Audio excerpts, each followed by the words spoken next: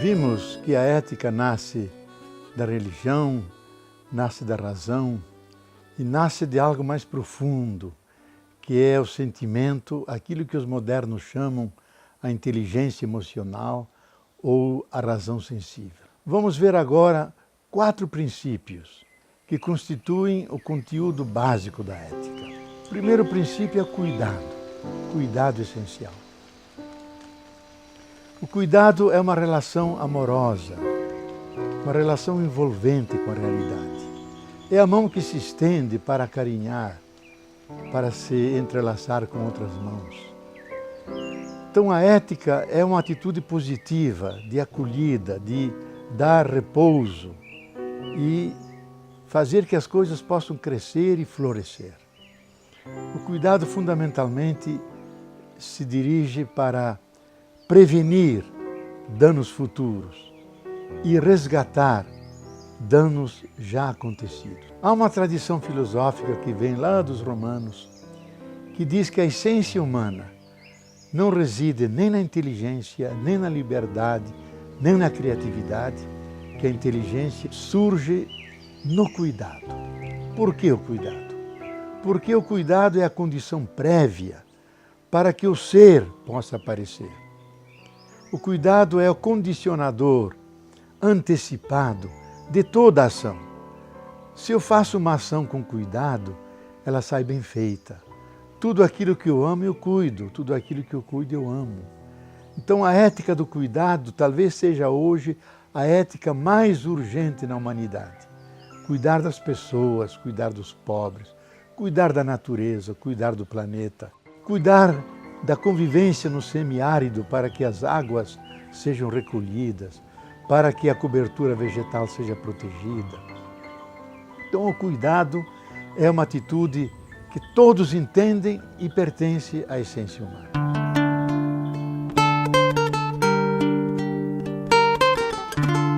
O segundo princípio é o respeito. Qual é a atitude que eu devo ter diante do outro? Diante da casa é o cuidado. Diante do outro é o respeito, porque cada pessoa é única, é irrepetível. Ela tem a sua consciência, seus valores, suas tradições. E ela merece que tudo isso seja respeitado. Então o sentido da ética do respeito significa haja de tal maneira que tuas ações não desrespeitem a natureza, não desrespeitem as pessoas, mas que a tua relação seja benfazeja e seja includente. Junto com esse respeito, vai uma dimensão ligada à natureza. Hoje nós temos os transgênicos, temos a biotecnologia, temos a manipulação genética, e nós devemos fazer tudo com sumo respeito àquilo que a natureza produziu em milhões de anos de trabalho. Nós não podemos atropelar, porque se atropelamos e não respeitamos essas realidades, elas podem se degenerar, podem morrer. Há um grande médico suíço, Albert Schweitzer, que era um grande concertista de Bach e um grande pensador. Deixou a Suíça, deixou seu bem-estar e foi para um hospital de ancianos, de leprosos na África, em Lambarene, no Congo. E lá ele desenvolveu uma ética do respeito ilimitado para com todos os seres. Ele definia a ética. Ética é o ilimitado respeito a todos os seres, porque tudo o que existe merece existir. Tudo que vive merece viver. Então, o respeito é com todos os seres. E quando nós respeitamos, nós garantimos o direito que as coisas existam e estejam aí. Toda violação dos direitos humanos é um desrespeito à pessoa humana. A responsabilidade ilimitada. Que atitude devo tomar diante do outro que emerge à minha frente? É uma atitude de responsabilidade. Isto é uma atitude de acolhida, de convivência. Essa atitude da responsabilidade hoje é tão importante, dada a crise ecológica. Nós não podemos fazer qualquer coisa, não podemos desmatar, Não podemos deixar que o semiárido avance, mas devemos cuidar das chuvas que caem, e o nosso semiárido é o semiárido mais úmido do universo. São 700 milímetros de água que caem por ano. Mas se nós nos responsabilizamos pelo semiárido, nós colhemos essa água. Cuidamos da sua vegetação, da sua biodiversidade. Fundamentalmente, a responsabilidade, ela tem a ver com a consciência do ser humano, dele dar-se conta das consequências de seus atos. Cada ano se lançam na atmosfera bilhões e bilhões de toneladas de dióxido de carbono. Isso significa uma montanha de 1,5 km de altura com 19 quilômetros de base. Como a Terra vai digerir tudo isso? Esse aquecimento que é antropogênico, isto é, produzido pelos seres humanos, pela irresponsabilidade do processo industrialista, é esse que produz o aquecimento global, que dizima a biodiversidade, que produz os tufões e o fracasso de tantas safras que produzem fome. Fundamentalmente, a responsabilidade atinge as empresas, porque as empresas têm que se colocar essa questão. Elas não só devem ser boas para os seus acionistas, mas devem ser boas também para a sociedade na qual elas devem estar inseridas. Por isso, mais e mais hoje, empresas assumem a responsabilidade socioambiental.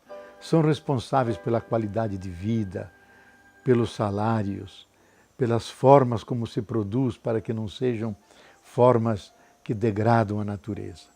E nós somos responsáveis também pelo ambiente cultural, espiritual bom, em que os seres humanos possam sentir-se bem, convivendo e coabitando. E também responsáveis pelas gerações que vêm depois da nossa.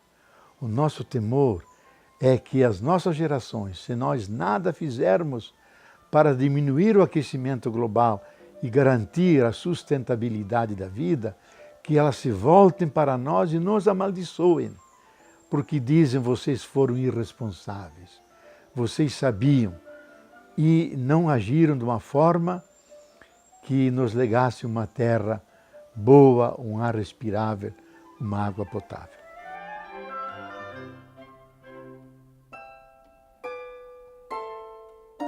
Um outro grande princípio da ética é da solidariedade, e solidariedade universal. A solidariedade é tão essencial ao ser humano que nós, como humanos, nascemos da solidariedade. Porque quando nossos ancestrais iam à caça ou buscar frutas para a sua alimentação, não faziam como os animais, comiam cada um para si. Reuniam tudo o que podiam e traziam para o grupo e solidariamente distribuíam, começando pelos mais jovens até os mais idosos. Então foi a solidariedade, a cooperação, que permitiu o salto da animalidade rumo à humanidade. Se isso foi ontem, deve ser também hoje. Nós vivemos numa sociedade mundial cruel e sem piedade, que deixa que morram por ano 13 milhões de crianças por doenças que são absolutamente curáveis. Que 4 milhões de crianças morram ao ano por falta de água. Que mais de 1 bilhão de pessoas passem fome diuturnamente. Falta solidariedade, falta compaixão. Esse sentimento tão bem desenvolvido pela tradição oriental do taoísmo, do budismo. Ter compaixão não é ter peninha do outro, é conviver com o outro, deixar que ele não sofra sozinho. O terrível do sofrimento não é o sofrimento, é a solidão do sofrimento. E o sofrimento se torna humano e suportável quando uma mão se estende, um ombro é oferecido, quando dizemos uma palavra que consola. Hoje, mais do que nunca, necessitamos da solidariedade universal, porque a economia e o mercado não se baseiam na solidariedade, mas na competição. Na competição, todos disputam e só um ganha. Na solidariedade é o ganha-ganha. Todos ganham, todos crescem, todos coevoluem. Então esses 4 princípios são fundamentais para termos uma ética mínima adequada aos dias atuais e que permite um horizonte de esperança para a humanidade. Uma ética profundamente humanitária, que engloba todas as pessoas para além de suas culturas, porque está ancorada na essência do ser humano.